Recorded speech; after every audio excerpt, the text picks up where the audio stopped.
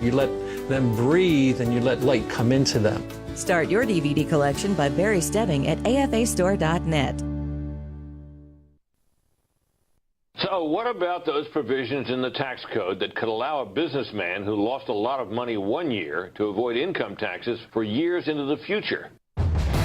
You have these laws that allow people to count debt against their taxes, and companies use it, individuals use it widely. It is an unfair system and so complex that very few people understand it.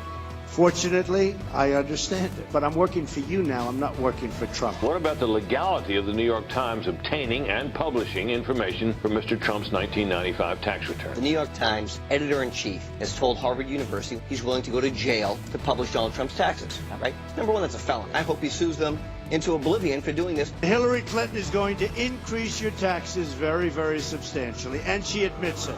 At least she admits it. Freedom prospers when religion is vibrant and the rule of law under God is acknowledged. An informed patriot is what we want. Welcome to American Family Radio's Focal Point, the home of muscular Christianity on conservative talk radio. Muscular Christianity. Where we relentlessly explore the intersection of truth and politics. The trouble with our liberal friends is not that they're ignorant. It's just that they know so much that isn't so. Now, here's your host, Bryan Fischer. Hi, and welcome back to the second hour of Focal Point, American Family Radio. Bryan Fischer is my name. The program Focal Point, the home of muscular Christianity on conservative talk radio. And the network is the American Family Radio Talk Network, a trusted place for news, information, and perspective. Everything we do here is filtered through a biblical grid, the worldview of Scripture. Everything we do, we filter through that grid, process it before we bring the perspective to you. Let's go to Shelley. Shelley in Victoria, Texas. Shelley, I want to thank you for calling. I want to thank you for waiting. Welcome to Focal Point. What's on your mind? Yes, I just had a comment about reading a paper Bible compared to reading something digitally like an iPad or a phone. Yes, ma'am. Go ahead. I got an iPad several years ago. I've read my Bible through, for years. Every morning, read my Bible. And I thought, I want to try and see the difference, reading it on an iPad compared to reading it, a paper Bible, having it in my hands, making notes, like you do when you read your Bible. Yeah. And so for a year, I did my Bible reading plan for a year on an iPad. And then I didn't like it. I love having the book in my hands and underlining and, making notes in the margins. And so went back to my Bible, and I was amazed how much I lost as far as finding the books quickly, flipping to verses and chapters quickly. And I couldn't believe how much I lost in a year of going from paper Bible to reading it on my iPad. All right, Shelley, listen, I appreciate the call very much. Thank you for that. And I want to reiterate, look, I understand that this is a matter of personal preference. There is no one option here that is morally superior to any other. So I want to be sure everybody understands that. I don't care how you get in the Word as long as you do. But I got to admit that I'm with Victoria on this one, or with Shelley on this one. I just love actually handling the copy of the Word. I have in my library, I've kept every single hard copy Bible I have ever used since I was in high school, that I've used, that I've studied, that I've taught out of, that I've read, that I've marked up. I've got a whole section of my bookshelf, which is nothing but Bibles, starting with the one my dad in high school gave me, an old Thompson Chain Reference Bible, King James. I don't even remember that. Yeah. That was the first Bible really I had that was my own. He got me a J.B. Phillips New Testament, sent me to college with that. I still have that. Started using the New American Standard Bible in college because that's what my mentors were using. So I got a bunch of those all marked up and, taped together with electric tape and stuff like that. And, then I shifted to the NIV in about 1983, and I've got a few NIV Bibles in there marked up and, kind of dog-eared and all that kind of stuff. Not dog-eared, by the way, if I can help it. That really bugged me a lot. It bugged me to have a dog-eared page in my Bible. I mean, it's fine when I'm reading the paper back at home. I dog-ear them. That's how I find my way. But I never wanted a dog-eared page in my Bible, just kind of a finicky thing for me. So I spent a lot of time kind of folding those dog-eared corners back. Then I went to the ESV somewhere along the line. I think after NIV went feminist on us and they started changing the language in the New Testament to make it, feminist in nature.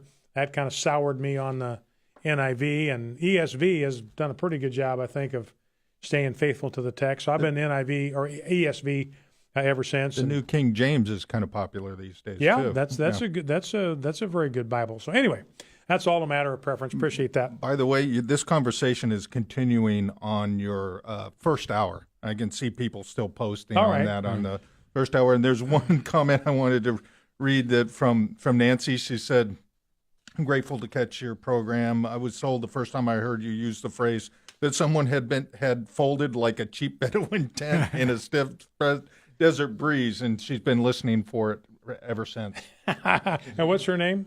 Nancy. Nancy, I got to tell you, the biggest problem that I have with the Republican establishment, with the Mitch McConnells, with the Paul Ryans of the world, is that when an issue comes up that's really important, those guys fold like a cheap Bedouin tent in a stiff desert breeze. That's my problem with those guys, and that is my little gift to you for today. Welcome her aboard. Yeah, welcome aboard USS Focal Point. You can be a, I don't know, what's below a first mate? What's an apprentice to a first mate? You can be a swabby. I don't know, whatever they have underneath that. I'm a first mate, which is a low man on the totem pole, but you're welcome aboard anytime. Well, let's grab a soundbite or two just before we go to the break. Going to have Jack Sonnemann on with us in the next segment. In fact, he's the guy that invented the phrase winnable war. That phrase I got from Jack Sonnemann. I stole it from him. I purloined it from him. I burgled it from him.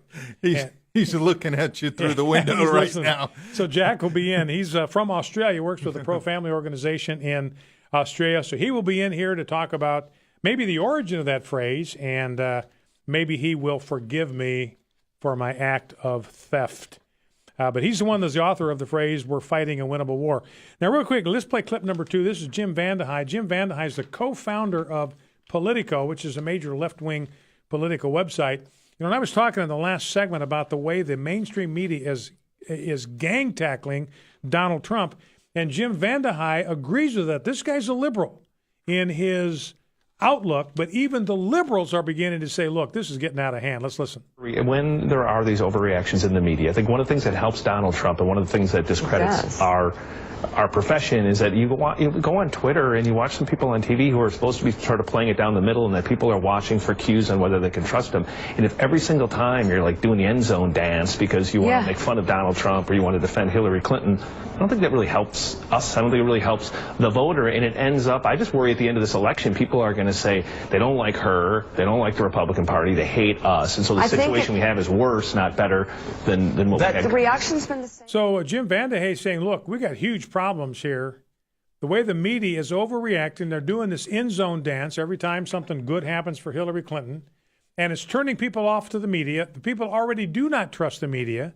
We saw that the other day. I think only 19%, something like that, of the American people actually trust the media. Maybe it's 32% if you add the Republicans in there. Most of them don't. And it's turning people off to the media. They don't trust the media, and it's going to make them sick of everybody. One quick soundbite to squeeze in, Rob, before we're done. Let's grab clip number 5. This is Stephanie Ruhle. She's a host with MSNBC, talking to former Michigan Governor Jennifer Granholm at Longwood University. Got a whole passel of co-eds, female students, behind the set there, and Stephanie Ruhle asked them, what do they think of Hillary Clinton? Let's listen. Would you tell them to be like Donald Trump? Would you point to him as a role model? I'm sorry, that's my bad. I think that it's clip certainly 6 is what we want. Let's squeeze clip 6 in. My bad. Last night, I had the very fortunate opportunity to hang out at a sorority house here at Longwood. And when I asked the women if they felt connected to Hillary Clinton, they were very, very proud to see a woman get the nomination, but they didn't feel a connection to her. I want to actually ask the crowd behind me. So Hillary Clinton as a candidate, do you feel connected to her? I want to ask the women in the room. So there is a consensus. If we got to believe in global warming because there's a consensus, we got to believe that Hillary Clinton does not, cannot, will not connect with women. Back right after this, Focal Point, American Family Radio. Here's Twyla Brace, president of CCHF, with today's Health Freedom Minute. This is an alert. A proposed rule could empower federal officials to detain Americans traveling around the country by plane, train, bus, or boat if they appear ill. If there's a possibility you have measles, have been exposed to measles, or are not vaccinated against measles, you could be forcibly detained for 3 days, even though the government admits measles is not a disease requiring quarantine. You could be examined, tested, and vaccinated without your consent. You could be fined up to $100,000 for resisting and charged with a misdemeanor. Assert your rights of freedom and consent. Find our alert at cchfreedom.org. The deadline to oppose the rule is Friday, October 14th. Go to cchfreedom.org. Learn more about protecting your healthcare choices. Sign up for the CCHF Weekly E-News Update at cchfreedom.org. That's cchfreedom.org. We are not allowed to have a U-Haul that comes to heaven with us. Anna Marie Travers has an AFA Foundation charitable gift annuity. The Lord has given us things that we can acquire, but everything will stay here, and I'm so thankful for the American Family Annuity Fund, where we can give some to something that we so highly value. Through the AFA Foundation, a charitable gift annuity provides a monthly income as well as a legacy of support for the American Family Association. I cannot recommend a better person than they have at AFA to help you with getting your annuity fund. It was so easy. Call the AFA Foundation today to find out how you can set up a charitable gift annuity. Just call 800-326-4543, extension 345. This is Focal Point with Bryan Fischer on American Family Radio. Hi, and welcome back to Focal Point, American Family Radio. Bryan Fischer is my name, the congenial, convivial, and amiable host of Focal Point, which is the home of muscular Christianity on Conservative Talk Radio, and you are listening to the American Family Radio Talk Network.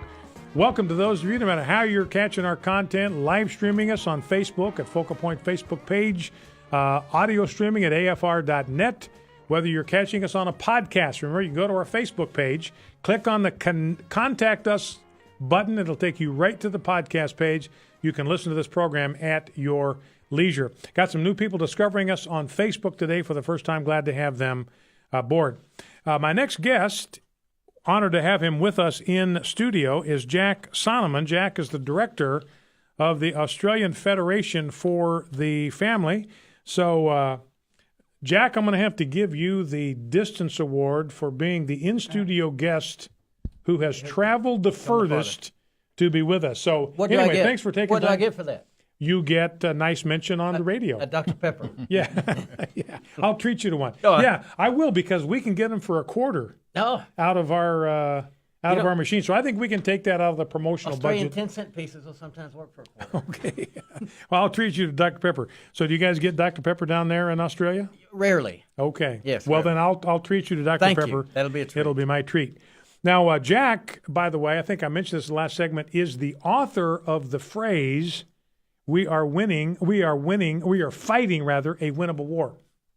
So, Jack, just shameless thievery on my part. Yes. And I feel, because I figured you're going to be halfway around the world, so I can use it and you'll never find out. And then here you are. That's correct. Yes. So yes. you're here to bust me down for that? I asked you if you'd been crediting me where you got that statement. So, I think you owe him some royalties on this. Yeah, maybe I may owe him a Dr. Pepper for the road after this. Well, Jack, you're with the Australian Federation for the Family. You're sharing with our staff this morning some of the battles that you are fighting and why you are fighting these battles. And you've got, I think, 4 or 5 granddaughters? Yes, 5 under 7. Okay, so that makes you acutely aware. I mean, fathers and grandfathers, maybe more than anyone else, are acutely aware of the moral environment in which their grandchildren are growing up. So tell us a little bit about some of the battles that you're fighting, some of the fronts you're fighting on, and why you're so passionate about those issues. Listen, I just attended the conference for the ending of all sexual exploitation, an international conference in Houston. Sexual exploitation of children in particular? Well, it was or everything. just in general? Yes, in general. It was prostitution, it was sex slavery, it was trafficking, it was child porn, it was internet porn. All forms of exploitation were addressed. And, you know, some of the one of the presenters in particular, a woman, a secular woman, she said she had two children, one's 3 and one's 1, girls. She said when she found out they were girls, she cried because of the culture she's giving them. Pornography is destroying their culture. It's dehumanizing them. We need to in fact, Nancy Jo Sales, who wrote this book, American Girls, when she was signing this for me, I mentioned the fact that I had 5 little granddaughters. She stopped signing, looked me in the eyes, and said, do not let them get an iPhone. Do not let them get a smartphone. Do not let them around others with a smartphone. Very direct, very blatant, very right in my face, and I'm taking her at her word. And I'm assuming that her concern is that these things can be just come kind of like a pipeline that'll just funnel sewage right into the hearts and lives of young children. It's teaching our children that sex is perverted. It's teaching our children sex education. It's teaching our children that the gross depravities of sexual immorality are normal, and our children don't know any better. You know, Jack, one of the things we hear all the time, and I want you to respond to this, we hear all the time from our friends on the left that pornography, like prostitution, they will say, pornography is a victimless crime. Nobody gets hurt. Why are you blue noses so out of joint? Because it's a victimless crime. Nobody gets hurt. What's your response? They call us wowsers in Australia. It'd be like I said, a blue nose. They call me a wowser in Australia because it's not. I mean, Naomi Wolf says pictures of women with no clothes on is nothing but bad porn now. It's no longer that. It's the most gross. In fact, if you read some of the stories, Nancy Jo Sales went around as a contributing editor for Vanity Fair and interviewed girls all over America, and the stuff they told her. I mean, she called us our age digital immigrants, and the girls, the 12-year-olds, the 8-year-olds, the 9-year-olds that she was talking to in the shopping malls and in the supermarkets and in the homes and in the schools across America were giving her terms she had never heard of. And that's what she means about a digital immigrant. That she had to ask the girls what they meant. Well, they all know what they mean. And she was telling us that we need to get involved in our children's lives. I mean, Josh McDowell came to this conference, and he said pornography is the biggest hindrance to the gospel in the world today. Pornography is. Well, what's your church doing about porn?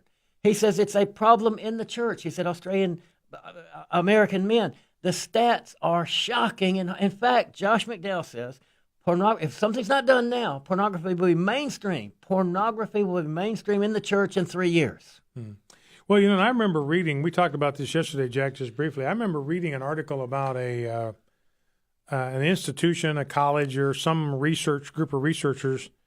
They wanted to compare the effect of pornography on men, young men, and what they wanted to do is to have a control group of men that were consumers of porn or virtually addicted to porn, and they wanted to compare the impact of pornography in their lives to men who had never used porn. And what did they find? They couldn't find the men who'd never used porn. They could not find one single solitary 24-year-old male under the age of 24 that had never used porn. And so they couldn't even do the study because they couldn't have a control group. And the studies that have been done, Brian, one study in particular, they found out that the massive viewers of porn, when put on a rape trial, would always hand down half the rape sentence of those who hadn't been massively exposed. Now, what shocked me, and this is in the New Scientist, May 5, 1990 issue, University of Chicago study, the New Scientist says that massive exposure to porn is 4 hours and 48 minutes total over 6 weeks. That's what they mean by massive exposure. That's less than one smut video or DVD or session a week. So in other words, you look at these jury sentences that are handed down, you know, we talked about the fact that the myth out there on the left, this is a victimless crime, but what it does is it desensitizes people to sexual violence So then you have a woman that goes into court looking for justice because she's been sexually assaulted. She's going to run into a group of jurors that may be inclined to give the offender a slap on the wrist, maybe out of guilty knowledge or thinking this is routine. She shouldn't make a big deal out of this. Viewers of porn, this was brought out at the summit, CESE. Google it, CESE Summit 2016. It was brought out at the summit that viewers of porn are less likely to intervene in a sexual assault. Viewers of porn are less likely to look upon rape as a serious offense. Viewers of porn are more likely to take out their phone and film someone being raped. Rather than do something. Rather than step in and do something. They take their film out and take their phone out. Let's just for a second, Jack, talking over Jack Don't tell Sonnemann. me it's victimless. Yeah, and that's what I wanted to kind of summarize is they say it's a victimless crime, but it's not a victimless crime because everybody that's a part of the pornographic industry, either producing it or consuming it, is damaged by it. Yes. So how are the men that consume pornography, how are they impacted by it? How are they victims of the pornography industry? Do you know that viewing pornography changes the shape of your brain just as lifting weights changes the shape of your muscles? Did you know that? That was another thing brought up. We had the top brain scientists in the world giving testimony at this conference. I was really privileged to be able to be there and to give a presentation there. But the stuff that they're coming out with, Bryan, the enemy is too big. The numbers are too massive. The money is just phenomenal, and they are targeting our children. You wouldn't believe the 2-year-olds, 3-year-olds, 4-year-olds, 5-year-olds, and the stats about their access to porn. The Nancy Jo Sales, don't let your children even near other children with a smartphone. So we know there's an impact on men. I mean, for one thing, it can damage their brain, change the way their brains function. That could be a lifetime condition. Yes. What about the women that are involved in the pornographic industry? What's the impact on them? It destroys their self-worth. I don't care what they say. The private studies have shown that they hate it.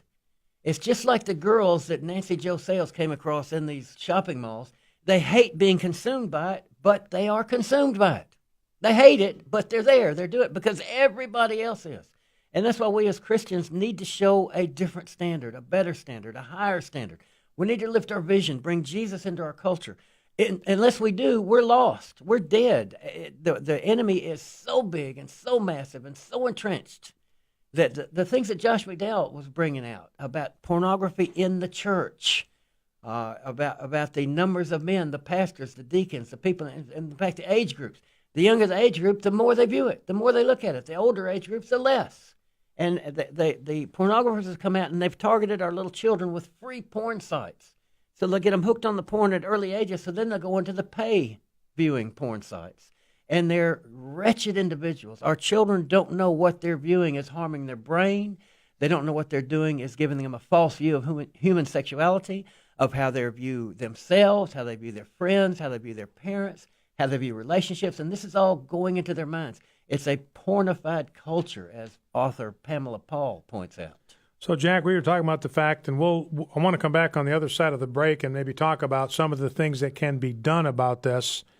You know, you've talked about bringing Jesus into our culture. We have to do that, and bringing Jesus into the culture that's produced pornography is something that we need to do. And I want to have you maybe share with us some of the stories where you've had some success in doing that, so we leave people kind of on this uptick that there is something that, you know, can be done about it. That's why it's a winnable war. But, you know, I think what you see talking to Jack here is that we're just blown completely out of the water the myth that pornography is a victimless crime, that it's a harmless pastime for people. We've seen that it damages the men that consume it. We've seen that it damages the women that are a part of that industry. We see that it even can deprive a woman who is a victim of a sexual crime of justice.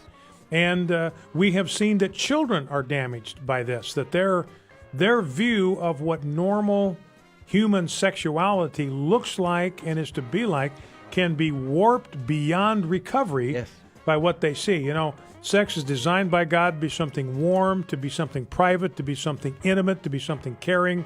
And you don't see any of that in the kind of pornography that's being displayed on the screens. We'll be right back with Jack Sonnemann after this break. Stay with us. You are listening to Focal Point on the American Family Radio Network. Be right back. Stay with us.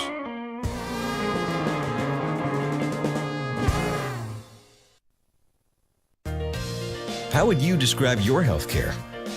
If you're like most Americans these days, the word affordable isn't top of mind. Well, here's some good news. There's actually a trusted healthcare option that is affordable. It's called Medishare. Unlike insurance, Medishare is Christian healthcare sharing, a community of more than 200,000 believers across America who share each other's medical expenses. It's about half the cost of insurance, and it's fully acceptable under the law. And here's the best part. Because Medishare is based on biblical principles, you never pay for things that go against your beliefs. Medishare is affordable health care for Christians. Learn how thousands of Christians can help you save on your health care. For your free information guide, call 855-PSALM-23. Not available in Montana. Medishare, affordable biblical health care. Call 855-PSALM-23. That's 855-PSALM-23. American Family Radio is for the church. My name is Kelly, and I live in Rapid City, South Dakota. Shortly after I became a Christian, I found your station thinking it was my church's station. So I started listening and found out that it wasn't my church's station, but I was so hooked.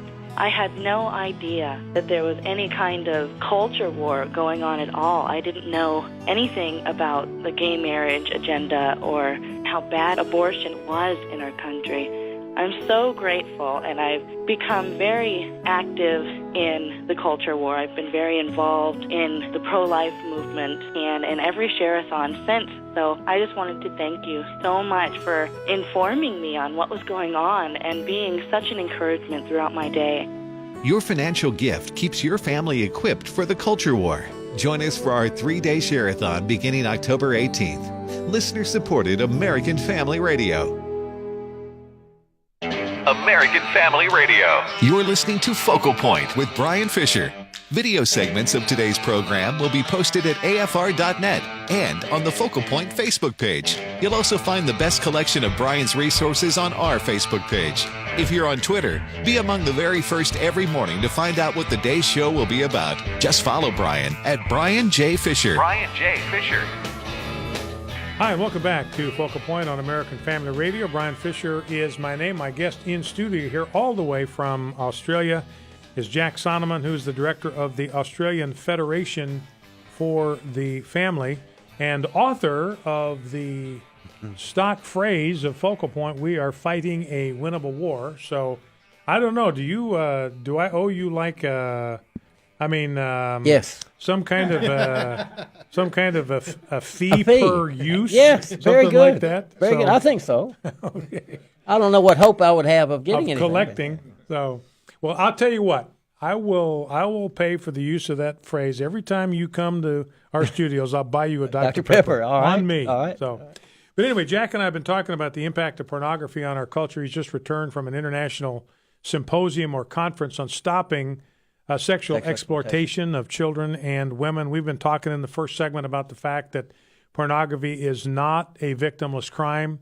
It has a harmful effect on everybody that it touches. Everybody that comes within range of the pornography industry is damaged by it and harmed by it. You know, we were talking yesterday, Jack. I've read a number of stories in the London media, like the Daily Mail and the London Times and other newspapers of record over there in the UK, talking about the epidemic of young boys in the UK that have been trapped by pornography. They become addicted to pornography at ages 10, 11, and 12, and it drives them inward. They become very isolated. They become very depressed. They become very withdrawn. Their parents don't know what's happened to their bright, sunny, active boy until they start probing and discover there's a pornography addiction. And that's at age 10. Yes. And I think of the facilities that they've got there that are devoted to helping children with therapeutic relief. I don't know what the percentage was. I forget whether it's 25% or 75%, but an enormous number of these children, preteens in some cases, are in there to get help with their addiction to pornography. So it's not a victimless crime. And so, Jack, talk to us. You want to bring Jesus into the culture, and you've made an effort to do that in several different ways. Let's talk about some of the experiences that you've had in trying to provide some kind of salt and light on this topic in your culture. Bryan, we had a situation in Australia where we have pay TV. It was just coming. It was only free to air, and they were going to establish pay TV.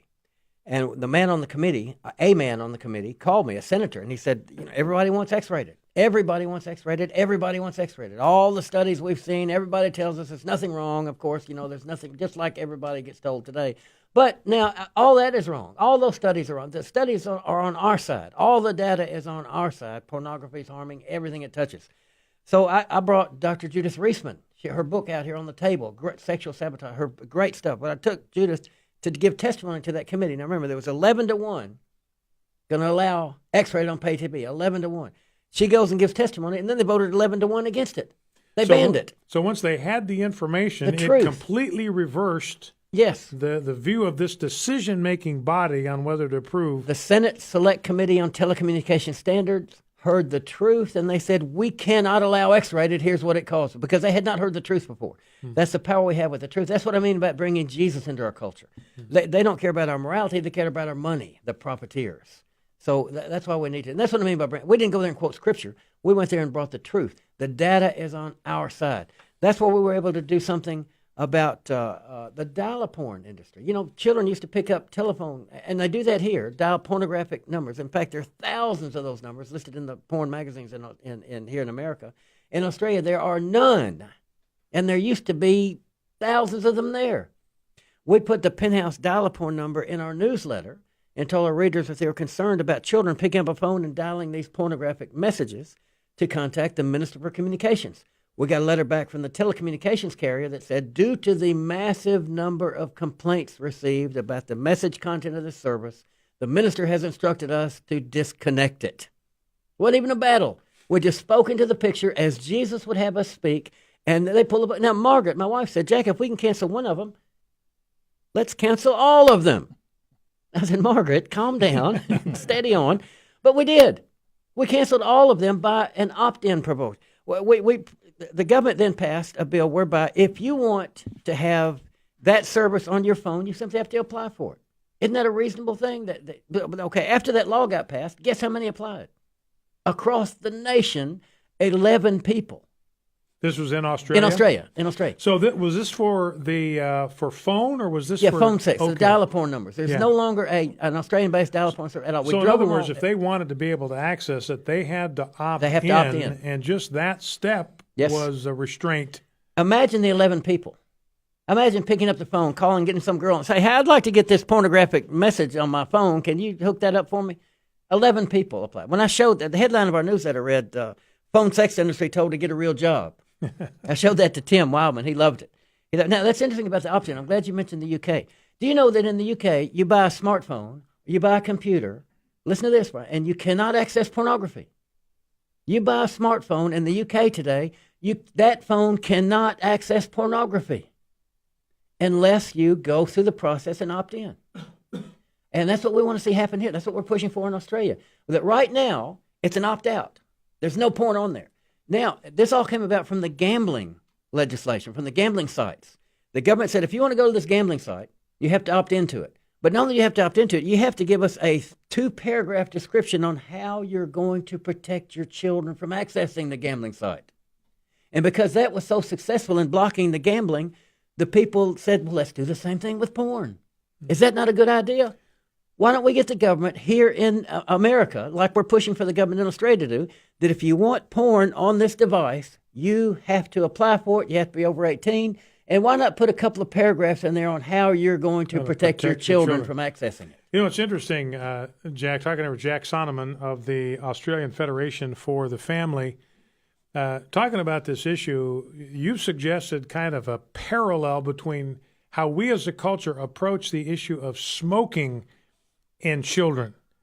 So what are the parallels there? What can we learn as a culture from how we go about dealing with the issue of smoking cigarettes in children and the porn issue? Everybody now knows that smoking is harmful. The tobacco companies can no longer say smoking is not a public health hazard.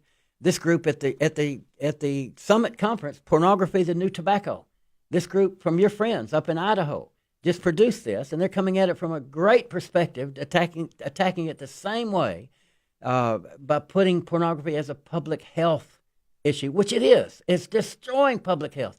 The users of porn, I mean, the data that was brought out from the summit is just, Dr. John Hilton, just astonishing. Brain science stuff, it's amazing and astonishing. It is a public health hazard. It needs to be addressed as such. Well, you think about the consensus that we have with regard to cigarette smoking and children. Yes. And this concerted effort, the entire culture making a focused effort to do everything in their power.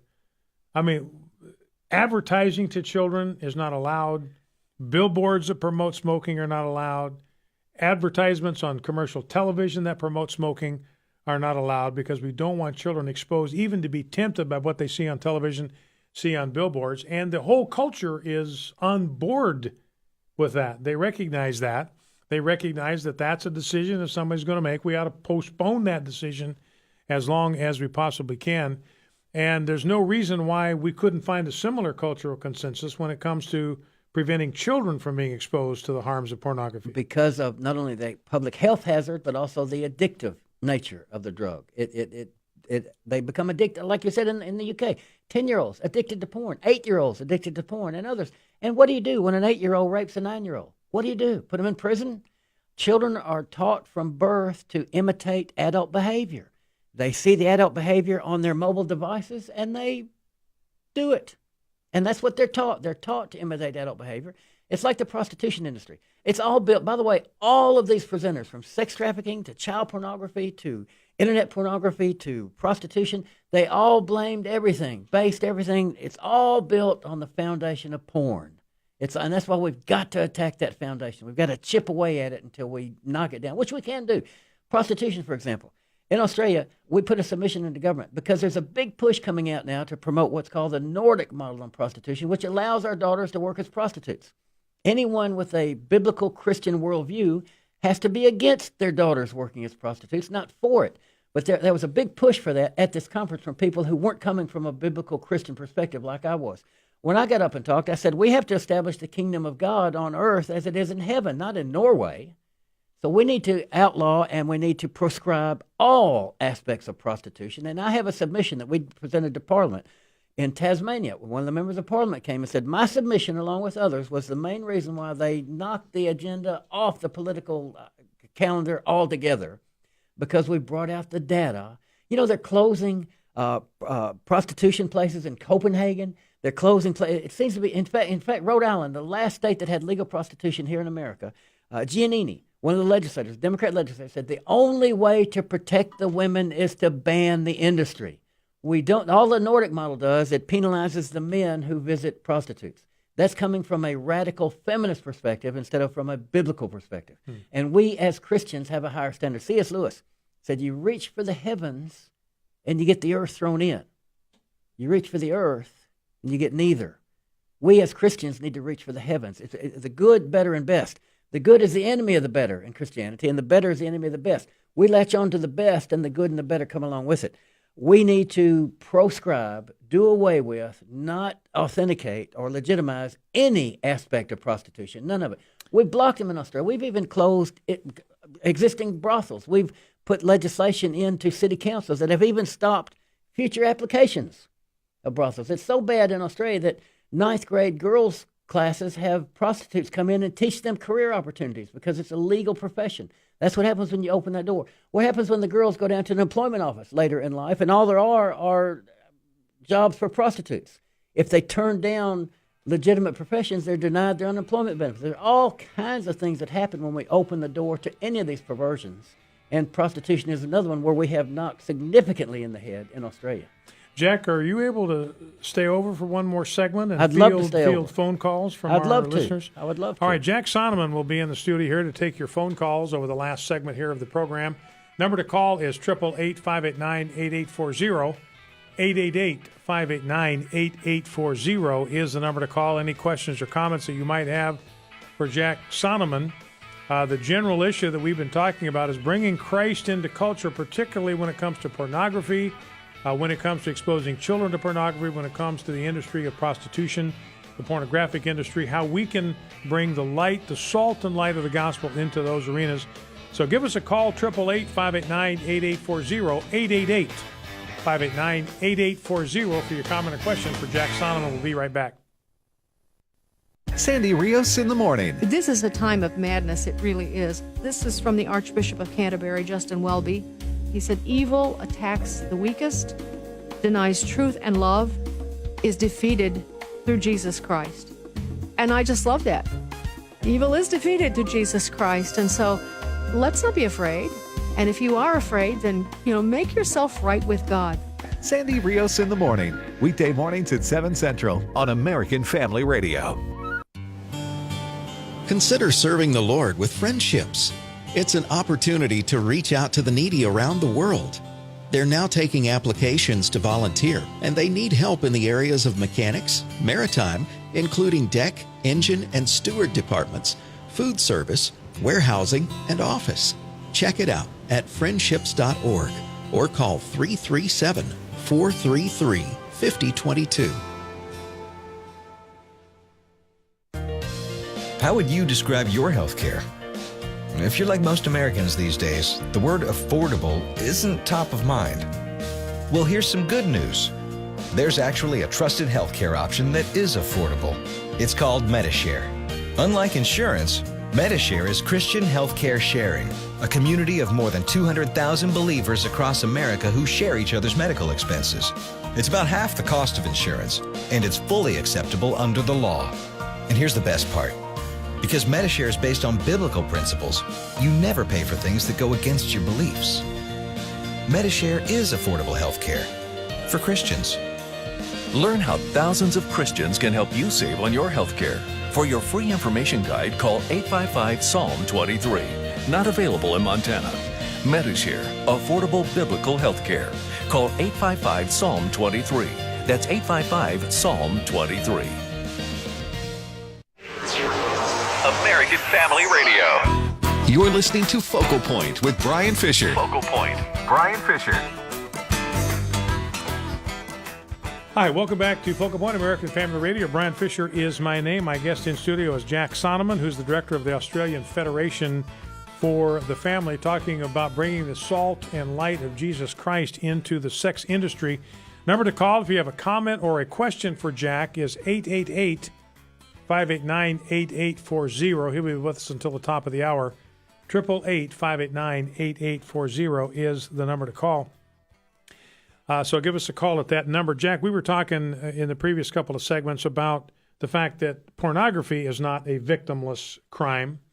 And I want to talk just for a moment about prostitution, kind of in the same vein, because, again, that's something that we hear from secular fundamentalists. Hey, it's consensual. It's two adults doing what they want to do. Nobody gets hurt. Why do you have an objection to prostitution? Because it is a victimless crime. Your reaction?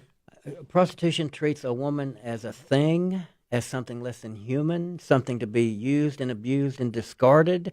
Don't tell me women are not affected by that. Talk to the prostitutes that have come out of prostitution, the ex-prostitutes.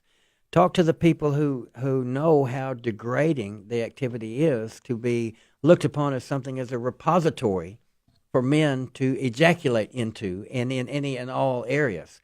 In fact, I went on the national television in Australia to debate the Sex Industry Workers Union about prostitution. And I said, it's funny, the premier of this state would not want his own, that'd be the governor, would not want his own daughter or wife or mother or sister working as a prostitute in this victimless crime, but he says it's okay for mine, which means he's a hypocrite, doesn't it? Because the disease-spreading activity of multiple sex partners, I mean, what do they do? They get tested after each sex partner? Do they? You'd think a condom was the cure for everything shy of nuclear annihilation. When they don't protect from viral diseases, do your listeners know that? They don't protect, the viral particles are so small they pass right through the wall of perfect condoms. Imperfect condoms have voids 1,500 times the size of the AIDS virus. 1,500. Perfect condoms have voids 500 times the size of the AIDS virus. according to rubber chemistry and technology, according to industry trade journals, the condom provides no protection from any viral disease because virus particles are so small. Now, that's according to the experts. That's not according to the condom manufacturers. That's according to the experts. They know, and we're being told a lie. There's no such thing as safe sex with a condom. We're believing a lie, and that's why they have a term for people who use condoms for birth control. You know what the term is? Parents. They call them parents, yeah. So it's not a victimless crime either. You've got the transmission of sexually transmitted diseases. Obviously, girls that are involved in prostitution can contract it from the Johns. The Johns can contract it from them, and then they can pass that sexually transmitted infection or disease onto their sexual partners who may be completely innocent victims of that. So there's no such thing. Not can. Everything you said there is they do. They do. It does happen. Well, let's go to the phones. Your questions or comments for Jack Sonnemann. Let's start with Giovanni. Giovanni in Tuscaloosa, Alabama. Giovanni, you're on Focal Point with Bryan Fischer, Jack Sonnemann. What's your comment or question? Oh, actually, I got a comment. By the way, thank you for accepting my phone call. You bet. Basically, I was in the military for about 12 years, and I have seen firsthand while traveling overseas what prostitution does, and when it comes to sex trafficking, I mean, we have to take classes ourselves in regards to this. And a place called Pattaya Beach in Thailand, that place is literally what I would consider a modern-day Sodom and Gomorrah. Yes. It's just livid with prostitution, and most of them are not girls that want to be there. They really don't want to be there. They were actually captured and brought there, and when it comes to people claiming that is a victimless crime, it is a complete and blatant lie, and I have seen it firsthand. Giovanni, everything you're saying is true. In fact, in Canberra, our national capital, in one of our legal brothels, a girl was recently. She exposed the fact that she had been crying out for 7 years. She says, I'm a slave here. Somebody help me. She's been saying to the men that have been using her for 7 years, somebody help me. And nobody would help the poor girl till finally somebody did and reported her to the police, and the police came in and rescued her. But it took 7 years for the men who used prostitutes to answer that girl's cry for help. My God, how bad are we going to let it get? And this is in Canberra, and this is in Australia, in our national capital. Because of legal prostitution, it's always involved sex slavery. Always. I know in Thailand, too, you have young children involved. Jeff, you've been with India Partners over there Mumbai. To Mumbai, and the way young children are trafficked They have sex tours. into this, and then they become part of sex tourism, and then you have girls that are shipped to other countries around the world to participate in the trade. All right, Giovanni, thank you for the call. I appreciate that. Let's grab a call from Ethel. Ethel in Houston, Texas. You're on with Bryan Fischer, Jack Sonnemann. What's on your mind?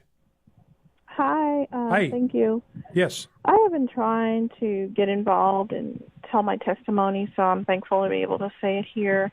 I grew up in a Christian home. My entire family is Christian. Yet at the age of about 7, I was at my cousin's house, and it's where I was exposed to porn. That was about 40 years ago, and it's there in my mind. It's been in my life. It's ruined other people's lives. I actually thought that's what I was born to do, is to just be a sex object. And even though I wasn't captured, in my mind, I honestly believed it, and that's what I was for. And looking back and how God has healed me, it's just a disgusting existence. And to this day, I don't know. I can't undo the damage it's done to people and the things and decisions I've made.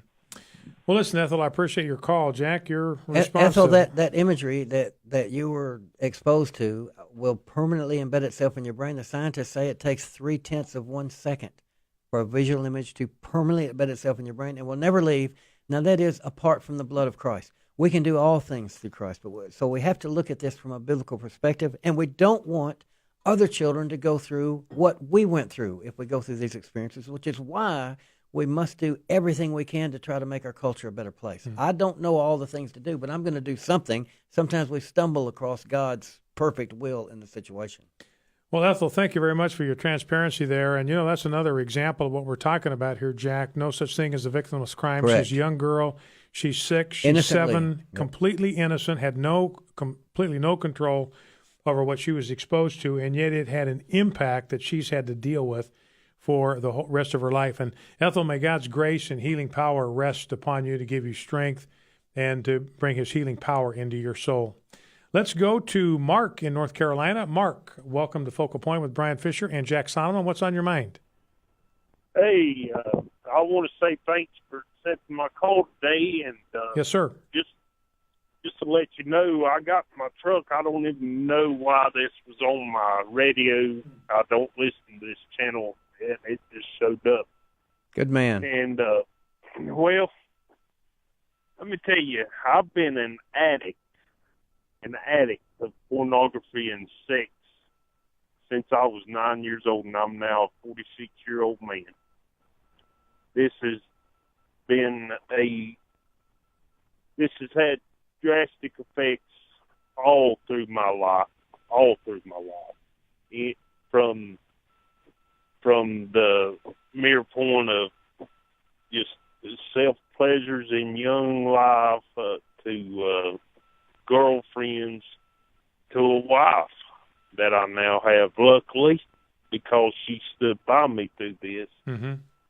And she's claimed to have some kind of an understanding of this, but I want you to know that, and for anybody out there listening, pornogaphy and the grip that it gets on your life is just unbelievable. It's unreal what it does to you.